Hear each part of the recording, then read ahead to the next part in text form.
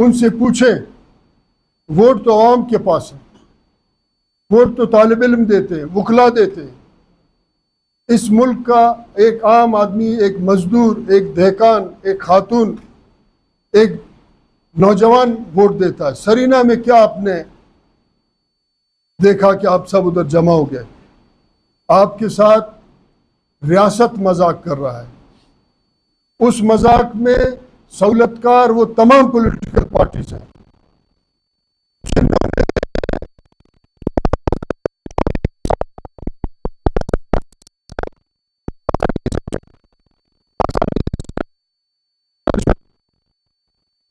لگا ہوا ہے کہ الیکشن کے بعد پولیٹیکل کارٹونز کو پھر کلک کر کے آپ کے سر پہ لا کے مسلط کرتے ہیں، پھر آپ 5 سال انتظار کرتے ہیں۔ میں یہ اپیل کرتا ہوں کہ اگلے 5 سال کا آپ پھر انتظار کریں گے، اپنے آئندہ نسل کا جو بچا کچا اس کو پھر لٹتے ہوئے دیکھیں گے، یا سیاسی کارکن اس سیاسی خلا کو حقیقی طور پہ پر کرے گا جو ہمارے آئندہ نسلوں کے حقوق کا دفاع کرے۔ 2024 میں پھر ایک جعلی الیکشن پولیٹیکل پارٹیز کو انہوں نے پھر سے کیا۔ جو لوگ کاف لیگ میں مزے کر رہے تھے، پھر بریگیڈیئر خالد فرید نے یا خالد فراڈ نے ایک سیاسی پارٹی باپ ایجاد کیا۔ اب کیونکہ وہ نئے پارٹی ایجاد کرنے کے لیے ان کا یہ عمل بدنام ہوا، تو انہوں نے اپنے پسندیدہ اعتماد کے سہولت کاروں کو ان پارٹیوں میں تقسیم کی۔ وہ پارٹی جس نے سندھ کا پانی بیچا، وہ پارٹی جو اپنے صوبے میں اپنے زمینداروں کو، دہقانوں کو پیاسا اور بھوکا مارنا چاہتا ہے، انہوں نے پھر آپ کے اوپر ایک جعلی طریقے سے ایک اسمبلی مسلط کی، اور 2024 کا جو ایکٹ ہے جس کو انہوں نے رات کے اندر تمام پولیٹیکل پارٹیز، اس وقت بلوچستان میں کوئی اپوزیشن نہیں ہے، سب سہولت کار ہیں، کیا مذہبی، کیا قوم پرست، کیا غیر مذہبی، سب سہولت کار ہیں، اس صوبے پہ حملہ آور ہوئے ہیں، اس صوبے کے وسائل کے لوٹ مار میں سب کے سب شریک ہیں۔ میں اپیل کرتا ہوں سیاسی کارکنوں سے، اپنے قومی نظم کی طرف واپس لوٹیں۔ بلوچستان میں جو بدامنی ہے وہ بدامنی مصنوعی ہے، اور ریاست اور اس کے ادارے اور اس کے صوبائی سہولت کاروں نے اس بدامنی میں اپنا حصہ ڈالا ہے۔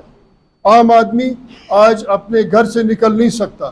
روزانہ آپ اخبارات کو دیکھیں، کوئی نہ کوئی لاش پڑا ہوا ہے۔ کیا ریاست اس بات کا جواب دہ نہیں ہے کہ یہ لاشیں کس کی ہیں اور کون ہے؟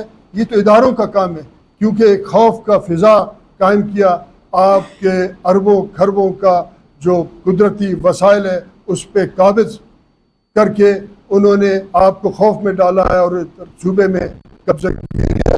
میں اس کا ذمہ داری ہر شخص کا، یہاں جو جرنلسٹ بیٹھے ہوئے ہیں، یہاں جو دوست یوٹیوبرز ہیں جو سوشل میڈیا چلا رہے ہیں، جو سیاسی کارکن اس وقت اس پریس کانفرنس میں موجود ہیں، جو سیاسی کارکن اس وقت دور سے سن رہے ہیں، ان سب کا ذمہ داری ہے کہ آئندہ نسلوں کے بقا کے لیے وہ سنجیدگی سے اس جعلی مصنوعی بدامنی کو روکنے میں اپنا اپنا کردار ادا کرے، اور ان لوگوں کا راستہ روکے جو آئندہ 5 سال کے لیے نئے کارٹون ایجاد کر رہے ہیں۔ آئندہ جو بچا کچا ہوگا اس کو بھی آپ سے وہ لوٹ کے لے جائیں گے۔ 2024 کا الیکشن جو سرینا ہوٹل میں سجایا گیا، اس اسمبلی میں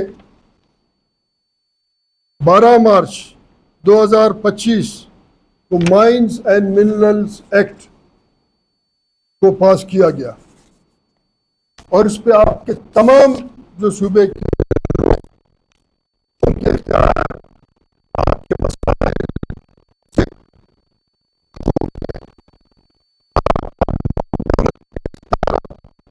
قانون سازی کے ذریعے جس ملک میں آپ رہتے تھے، جس وطن میں آپ رہتے ہیں، ان کے اختیار جعلی قانون سازی کے ذریعے جعلی اسمبلیوں نے غیروں کے ہاتھ میں دے دیا ہے۔ تو آپ اپنے ملک میں آج اجنبی بن گئے ہیں، اس پہ آپ نے سوچنا ہوگا. جو 2025 کا ایکٹ ہے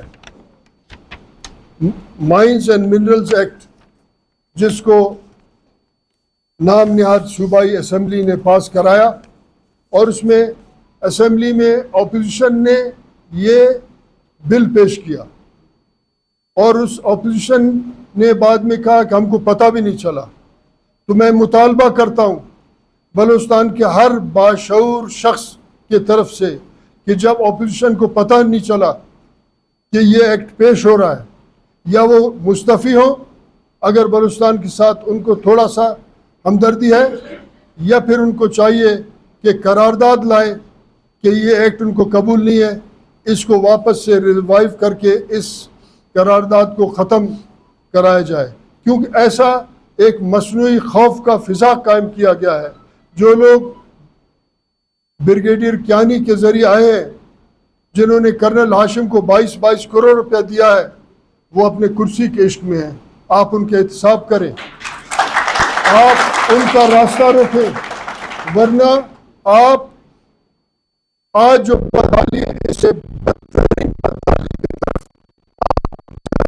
ہمارے ساتھ کیا ہے.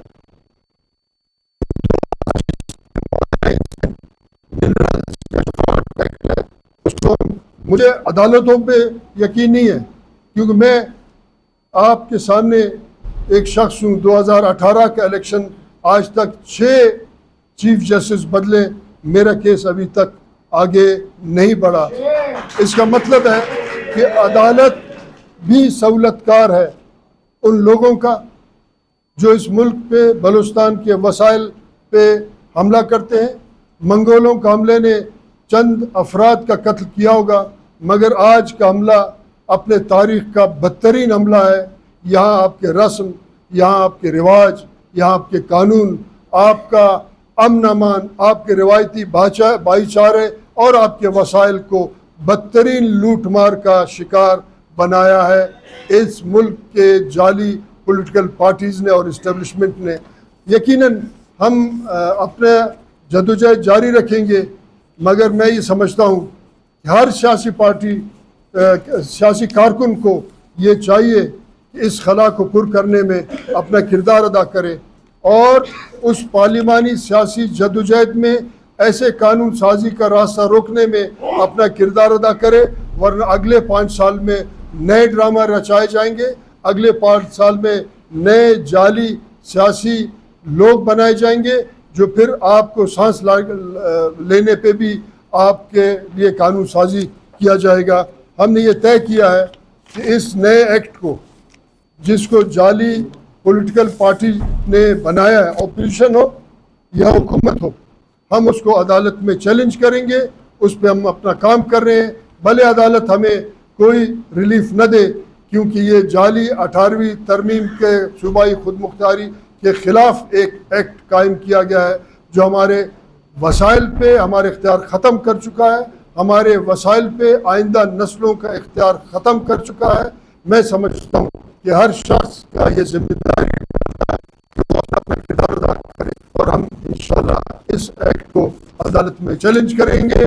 مجھے یقین تو نہیں ہے، مگر ہمارا یہ فرض بنتا ہے کہ ہم اس ایکٹ کو چیلنج کریں اور ان پولیٹیکل پارٹیز کے راستے کو روکیں جنہوں نے ایک کرسی کے لیے اپنے آپ کو، اپنے وطن کو بیچا ہے. میں ان تمام پولیٹیکل پارٹیز، ان ایم پی ایز کا، ایم این ایز کا، سینیٹرز کا مذمت کرتا ہوں. آپ دیکھیں کہ جب سینیٹ کا الیکشن ہوتے ہیں تو تمام پولیٹیکل پارٹیز کے درمیان میں لڑائی ہوتا ہے، اس میں ووٹ کی گنتی ہوتی ہے. مگر 2024 کا سینیٹ کا الیکشن اتنا خفیہ ہوا کہ غیر لوگوں کو علاقہ کے صوبے میں مسلط کیا. 2024 کا الیکشن اتنا جعلی ہوا کہ انہوں نے غیر ملکیوں کو، غیر صوبے کے لوگوں کو بھی لا کے آپ پہ مسلط کیا. اس کا مطلب یہ ہے کہ آپ کے ووٹ کا، آپ کے وجود کا، آپ کے تاریخی پس منظر کا کوئی بھی ان کو احساس نہیں ہے. وہ آپ کو کوئی حیثیت نہیں دے رہے. اس حیثیت کو آپ نے اپنے یکجہتی سے، آپ نے اپنے جدوجہد سے، اپنے آواز سے ایک دفعہ پھر سے جا کے منوانا ہوگا، تاکہ ہم اس تمام لوٹ مار کا راستہ روکیں جنہوں نے ہمارے آئندہ نسلوں کا راستہ روکا ہے اور تاریک کر دیا اور ہم کو غمزدہ کیا ہے۔ آپ سب کا شکریہ۔